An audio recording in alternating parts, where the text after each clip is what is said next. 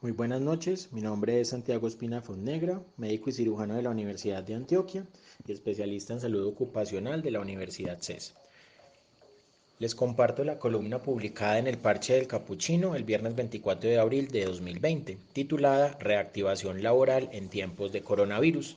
Desde lo teórico, antes de comenzar a desglosar el título y para contextualizar este resumen, es importante redondear el último censo en Colombia a 50 millones de compatriotas, 12.5 millones menores de 18 años, 5 millones de 19 a 24, 30 millones de 25 a 65 y 2.5 millones mayores de 65 años. De esta cifra tendríamos, grosso modo, 35 millones en etapa productiva y podríamos aproximar a casi 10 millones las personas que cotizan seguridad social, salud, riesgos laborales, pensiones. No todas aportan a caja de compensación. 5 millones realizan trabajo informal, 25% de la población general vive en zona rural, 12 millones y medio, y que en miras del teletrabajo, o mejor llamado aún, el trabajo temporal en casa, el nivel socioeconómico es directamente proporcional a la cobertura de Internet, así, estrato 1, 15%. Estrato 2, 39%. Estrato 3, 64%. Estrato 4, 83%. Estrato 5, 88%, estrato 6, 91.6%, sin mencionar lo que este acceso a la red representa para la población estudiantil, que aunque importante, no es el motivo de este escrito y podría ser perfectamente un tema completo para realizar un conversatorio. La estrategia telepresencial implica menor desplazamiento, mejor oportunidad y resolutividad, favoreciendo el aislamiento físico de 2 metros no negociables, que debe primar en la pandemia. Garantiza el acceso a la atención de forma remota y favorece al medio ambiente disminuyendo la huella de carbono. Sin embargo, no todos los trabajos se pueden realizar desde la residencia y se vuelve difícil para un 75% del gremio trabajador el de más riesgo de contagio en este contexto laboral, servicios de salud, manufactura, algunas ventas minoristas y el proceso de alimentación desde el cultivo hasta la mesa, exceptuando tal vez y de forma relativa lo domiciliario. El porcentaje restante, 25%, está más asociado a labores administrativas, financieras y propias de la tecnología y la computación. Recuerdo como me decía un oficial de construcción en el consultorio, médico, no puedo revolver el cemento ni pegar adobes desde mi casa, lo mío está en la obra. Este reintegro laboral paulatino entre el 27 de abril y el 11 de mayo, inmerso en la pandemia por SARS-CoV-2, COVID-19 y con una cuarentena con miles de adjetivos calificativos, disciplina social, responsable, gradual, inteligente, preventiva, obligatoria, que hasta para memes se ha prestado, es la forma que ha encontrado el gobierno para retomar el agro, el gremio obrero y la manufactura, haciendo hincapié en que la rama textil podría incluso llevar las máquinas de costura a la vivienda de sus personas empleadas, de ser viable. En este contexto, por cada 100 empleadas se alternarán grupos de 20 personas para que trabajen 2, 3 veces por semana, siguiendo los administrativos teletrabajando confinados en sus hogares, moviendo solo una vez por semana la producción a sitios de almacenamiento y realizando las ventas de manera virtual sin que aplique el cambio de prendas por ahora. Barberías y peluquerías podrán prestar sus servicios previo registro gubernamental y solo podrán atender 10 clientes diarios, previa cita y sin servicio a domicilio. Las cibersalas solo prestarán servicios de copiado e impresión, entre otras, sin habilitar en ningún momento el servicio de cómputo, y las entidades bancarias continuarán en horarios que no sobrepasen las 6 horas de atención diaria. En cuanto a la movilización de personas, sigue permitido solo el transporte urbano más no el rural, siendo ideal 2 pasajeros en taxi y la movilidad masiva solo al 35% de la capacidad máxima, buses, busetas, metro, cablecabinas, sistemas integrados en general. Recordando que los establecimientos de esparcimiento y de encuentros masivos continuarán cerrados en teoría por un año y medio, gimnasios, estadios, discotecas, bares, parques, entre otras. La vida social cambiará a nivel mundial y todo lo que conocemos hasta hoy se reestructurará. Por lo anteriormente mencionado, le da así el gobierno prioridad a la vida productiva del país, reactivando por sectores la economía, más no la vida social aún, siendo el ocio parte de esta y también importante para la salud mental, por lo cual hay que tener mucha paciencia, pues si bien es cierto que es importante salir por el sustento diario para una gran parte de la población colombiana y que mata más el hambre y la sed que este coronavirus, también es de resaltar que no hay cama para tanta gente en las unidades de cuidados intensivos, las UCI, y la cuarentena es literalmente vital por lo cual no deben ser excluyentes. Cambiando un poco de tema, y sin ser mi campo del saber el económico, se encuentra en la literatura que una empresa organizada, solvente, con un buen flujo de caja y una renta neta adecuada, debe permitirle, por lo menos a las personas dueñas de la misma, un año de tranquilidad financiera. Sin embargo, por un muy buen colchón que se tuviera, no se esperaba vivir una situación como la actual y a la mayoría de la gente le genera preocupación, sin importar que sean personas empleadas, autoempleadas, dueñas y o inversionistas. Con todo el respeto, aprovecho para hacer un llamado, sin importar su posición económica, pues ya hemos visto banderas rojas también en estratos medios y altos, a quienes tienen la nevera llena y plata en el bolsillo, y por simple capricho, comportándose de forma egoísta, insisten, critican, no aportan constructivamente y se pasan por alto la cuarentena, poniéndose y poniendo voluntariamente en riesgo a sus seres queridos. Como que aún este sacudón del planeta no les hace entender las verdaderas prioridades en la vida, más allá de lo material,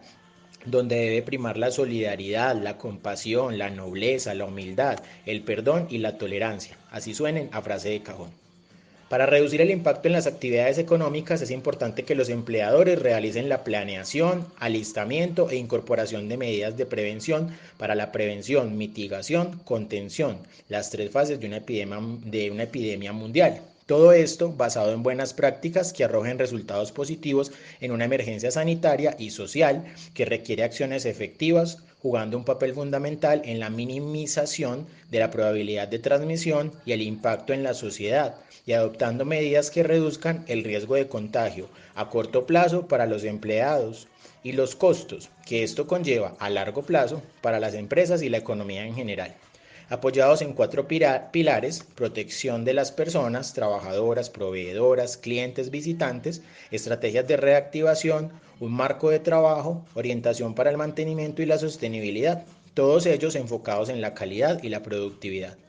En cuanto a la bioseguridad, un término muy arraigado al personal de salud y al expuesto a químicos y radiaciones ionizantes, entre otras, cobra importancia desde ahora en los sistemas de vigilancia epidemiológica para cualquier pyme, pequeña o mediana empresa, o las grandes, pues va de la mano de aún más exhaustiva la limpieza y la desinfección, así como la prevención del contagio y la adopción de elementos de protección personal que no eran propios de la visión o misión empresarial.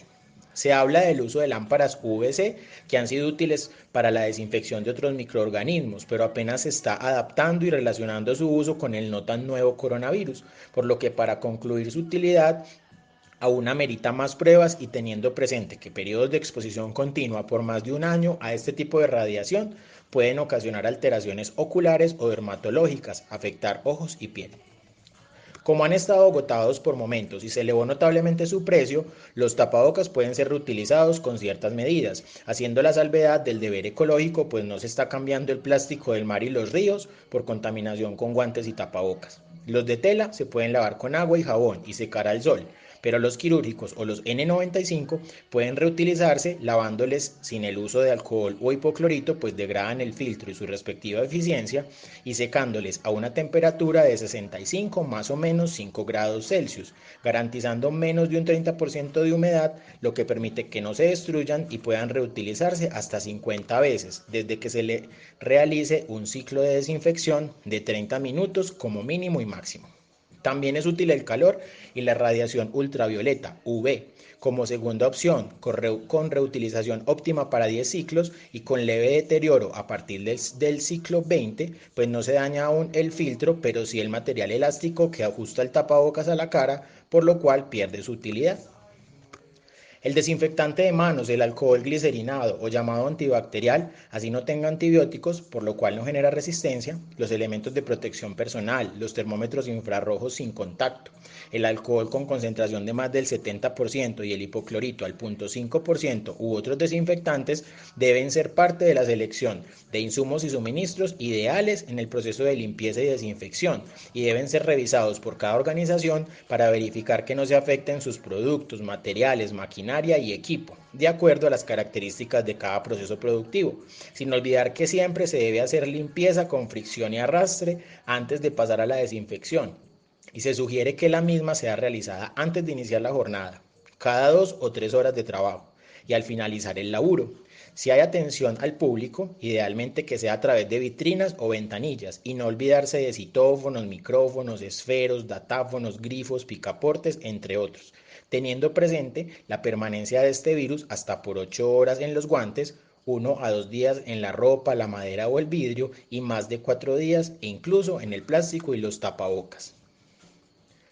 La aspersión de desinfectantes se encuentra en investigación, pues algunas sustancias de las utilizadas, aplicadas directamente sobre las personas, pueden producir náuseas, mareos, vómitos, irritación en la piel y en los ojos, alteraciones respiratorias, entre otras. Generan una desinfección exterior superficial, pues no existen pruebas científicas de efectividad que impregnen toda la ropa por su característica porosa, y siendo solo útiles por ahora, aspergidos sobre trabajadores que cuenten con trajes integrales y aislamiento especial, que cuentan con superficies no porosas, siguiendo protocolos estrictos para su aplicación, sumado además a la fabricación de algunas cabinas sin estándares de calidad. Sin embargo, existen sustancias amigables con el ambiente y demás seres vivos que deberán revisarse, así como el uso del ozono, que aunque en teoría podría ser útil, puede ser contraproducente para las personas que tengan un proceso respiratorio de base. Ojo, quienes aún así los utilicen, tengan presente que no deben ingresar a la cabina con el tapabocas puesto, pues pierde su efectividad al humidificarse. Y si se mojan la cara con la aspersión, hay que evitar tocársela sin un previo lavado correcto de manos. Los tapetes desinfectantes son de gran utilidad, pues literalmente caminamos con el virus en nuestros zapatos, en las suelas, y se torna como una medida importante para entrar y salir de las instalaciones. Por encima de todo lo anterior, aplicado a toda la población, y así ya algunos seres humanos estén cansados del mismo discurso, nada está por encima de toser o estornudar hacia el hombro, el lavado correcto y periódico de las manos y el aislamiento físico de 2 metros. Para no extenderme más y digerir mejor el contenido, les sugiero consultar las directrices del Ministerio de Salud y Protección Social de la República de Colombia, los protocolos de algunas administradoras de riesgos laborales y textos en la web para ahondar al respecto en caso de dudas o de querer reafirmar o ampliar la información. En la segunda parte se mencionará la función de las ARL en esta pandemia, las recomendaciones de la Sociedad Colombiana de Medicina del Trabajo y lo aplicado a la práctica. Sinopsis que espero esté lista para el parche de capuchino este mismo fin de semana, antes de que el país comience el reintegro laboral y pueda ser información de utilidad a corto y mediano plazo. Gracias por su tiempo.